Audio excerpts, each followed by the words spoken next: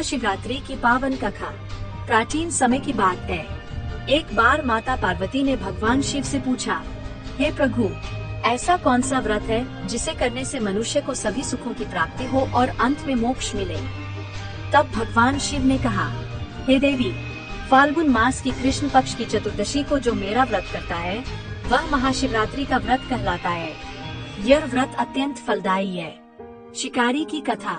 बहुत समय पहले एक नगर में एक गरीब शिकारी रहता था। वह पशुओं का शिकार करके अपने परिवार का पालन पोषण करता था।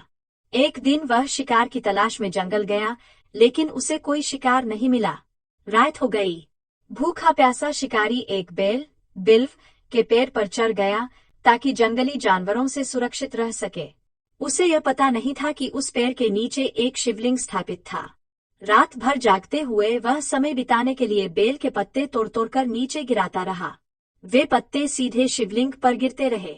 संयोग से उस दिन महाशिवरात्रि थी। शिकारी अनजाने में उपवास भी कर रहा था और रात भर जागरण भी।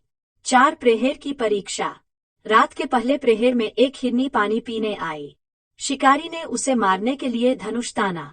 हिरनी बोली, हे शिकारी, मुझे अपने बच्चों से मिल लेने दो। मैं वचन देती हूँ कि लौट आऊंगी। शिकारी ने उसे जाने दिया।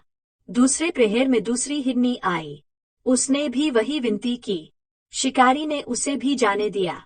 तीसरे प्रहर में एक हिरन आया। उसने भी अपने परिवार से मिलने की बात कही। शिकारी ने उसे भी जाने दिया। चौथे प्रहर में तीनों हिरन हिरनी अपने बच्चों के साथ लौट आए। यह देखकर शिकारी का हृदय बदल गया।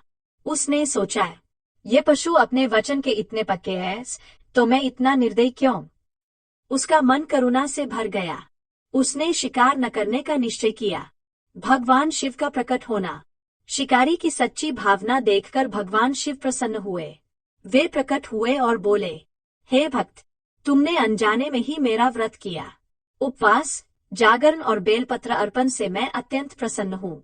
तुम्हारे सभी पाप नष्ट हो गए हैं। शिकारी को मोक्ष की प्राप्ति हुई। कथा का संदेश। महाशिवरात्रि का व्रत अत्यंत पवित्र और फलदायी है। सच्ची भावना और भक्ति सबसे बड़ी होती है। भगवान शिव अपने भक्तों की सच्ची नीयत देखते हैं।